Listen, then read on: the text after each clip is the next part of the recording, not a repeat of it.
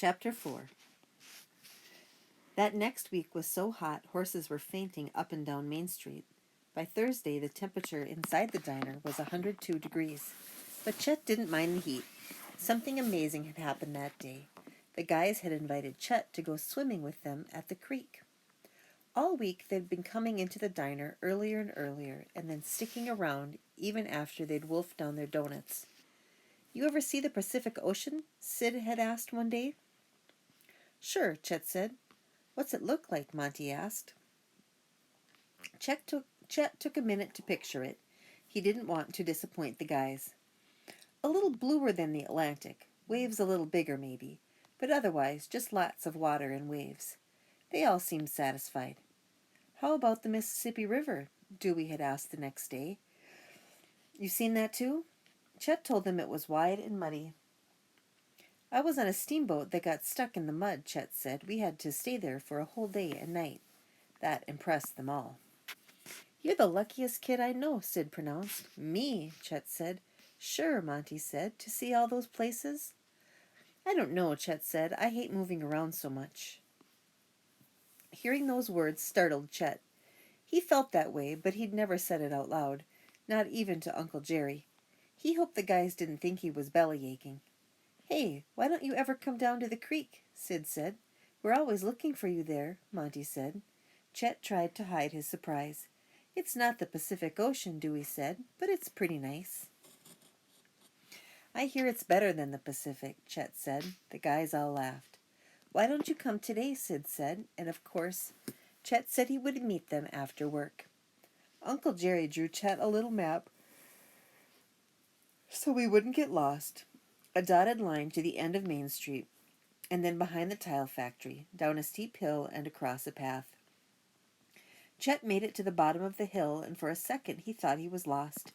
He couldn't see the creek, just tall golden grass. But then he could hear shouts and splashing.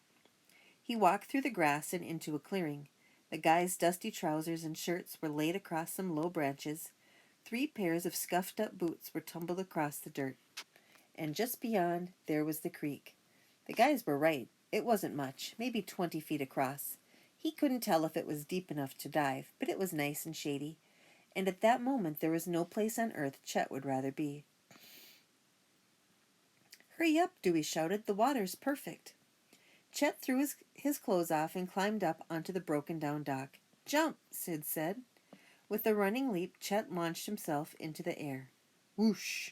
The cool water rose up around him. All of his worries washed away. The guys gathered around him. Dewey threw a pink rubber ball high into the air. "Chet, catch," he said. Chet squinted up into the sun and, miraculously, caught the ball. "Here," Sid yelled, jumping up and waving his hands. Chet threw the ball straight enough, like Uncle Jerry taught him. Sid made a clean catch.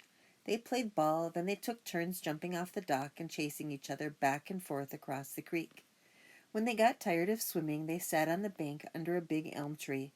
Dewey's mother had packed him 3 big molasses cookies, and the guys fought over who could share with Chet. "So," Sid said, "you like it here okay?" "The creek's nice," said Chet with a mouthful of cookie. "No, Elm Hills," Monty said. "You think you'll be staying a while?" said Dewey. Chet swallowed hard. Just the day before he'd gotten a letter from Mama. "We have a nice apartment with a room just for you," she wrote. "I think Papa is going to have some good luck this time." "I hope," he said. The guys all nodded. "Minnie Marston's sweet on you," Dewey said. "Really?" Chet squeaked. "Sure," Monty said, sounding a little jealous. "She told my sister." They sat there a while, talking about Minnie and Uncle Jerry's no-hitter in the high school finals of 1908. Then Sid stood up and dove back into the water. They all followed him. Sid went swimming down the creek, and Chet played ball with Dewey and Monty. He and Monty tossed the ball back and forth a few times. "Dewey," Chet called, ready to throw him the ball. But Dewey didn't look at him. He was looking at something downstream. He had a strange look on his face. And then Chet saw it too. A gray triangle sticking up through the water, heading right for Dewey. What was that? It looked like the fin of a giant fish. Was it... He shook his head. His eyes were playing tricks on him. A shark in the creek was impossible. He even tried to laugh. His mind must be messed up because of the captain's story. But the fin was getting closer to Dewey. Faster, faster, closer, closer. Dewey, Chet shouted. But it was too late. There was a huge splash, and then Dewey disappeared. Chapter 5. Chet ran screaming out of the water. Dewey, Dewey! He made it to the bank and searched the water for Monty and Sid. But they were gone too. They'd been eaten. Chet was the only one left. He was about to run up to Main Street for help. But then Dewey came up sputtering. You idiot, Dewey said, looking around. You kept me under too long. That wasn't the plan. Who was Dewey talking to? And what did he mean about a plan? Sid came up out of the water, gasping for breath. Where was the shark? And why was Sid laughing? We got you, Sid shouted at Chet. He held something up. A chipped gray tile. The fin. Chet's head started to spin. He felt like he might throw up. They'd tricked him. Monty was standing on the bank on the other side of the creek. I can't believe you fell for that, he laughed. Chet couldn't talk. His heart seemed to be stuck in his throat. Why would they do that? You should have heard yourself, Monty shouted. You screamed so loud your mama probably heard you all the way in California. Chet's cheeks were bright red. His hands were shaking. How could he have thought these guys wanted to be his friends? They just wanted someone to pick on. That was the only reason they'd invited him to the creek. Chet grabbed his clothes and got dressed. Hey, Sid yelled, don't be sore. They all scrambled out of the water and ran over to him. We were just joking around with you. We didn't mean to scare you so bad. We always do pranks. But Chet wasn't listening. His heart was pounding and his cheeks burning. His cheeks burned. He laced up his boots, stood up, and stormed away. Chapter 6. The next day the guys came by the diner, smiling like everything was normal. Chet didn't wave back. He slipped into the kitchen before they sat down at the counter and didn't come out until they were gone. After the breakfast rush was over, Uncle Jerry handed Chet a mug of root beer and told him to have a seat. What's wrong, kiddo? He asked, sitting on the stool next to Chet's. I see you've been avoiding your buddies. They're not my buddies, Chet said. I hardly know them. Uncle Jerry peered at Chet. Is this because of that stunt at the creek? You heard about that? Chet said. Uncle Jerry chuckled, but not in a nasty way. They didn't mean any harm, he said. You should be flattered. How's that? Chet said. They made me feel like an idiot. It means they like you, that you're one of them, Uncle Jerry said. Now they're expecting you to get them back. Didn't you know that's how it works? How could Chet know? He'd never had any real friends before. He wanted to know more. But before he could ask, Mr. Colton and Dr. J came through the door. They were Uncle Jerry's oldest friends. Mr. Colton owned the hardware store. Dr. J took care of practically everyone in town. They came in every day for coffee and to chat about baseball with Uncle Jerry. But today the men didn't want to talk about Babe Ruth's pitching record. Mr. Colton held up the morning paper so Uncle Jerry and Chet could read the front page headline. Shark kills second bather in New Jersey. July 7th, 1916, Spring Lake, New Jersey. A shark attacked Charles Bruder, 28, while he was swimming alone in the ocean yesterday afternoon. Lifeguards rushed to his rescue, but the young man's wounds were so severe that he bled to death before they reached shore. Bruder, a well-liked bell captain at the Essex and Sussex Hotel, was known to be a strong swimmer, but he was no match for the beast which attacked without mercy.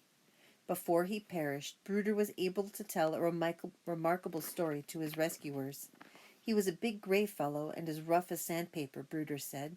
I didn't see him until after he struck me the first time. That was when I yelled. I thought he had gone on, but he only turned and shot back at me and snipped my left leg off. He yanked me clear under before he let go. He came back at me and he shook me like a terrier shakes a rat. Bruder tried to say more, but he became too weak. He died of massive blood loss and shock before lifeguards could get him back to the shore. Officials are warning people not to swim alone. I still don't believe it, said Uncle Jerry. Someone is cooking up these stories to sell newspapers. Could be, Mr. Colton said. Folks are terrified, though. My wife's cousin lives out there, and she says nobody will go near the ocean. They have fishermen out with rifles shooting at anything that moves. You know what this reminds me of, Dr. J said. The creek devil. What's that? Chet asked.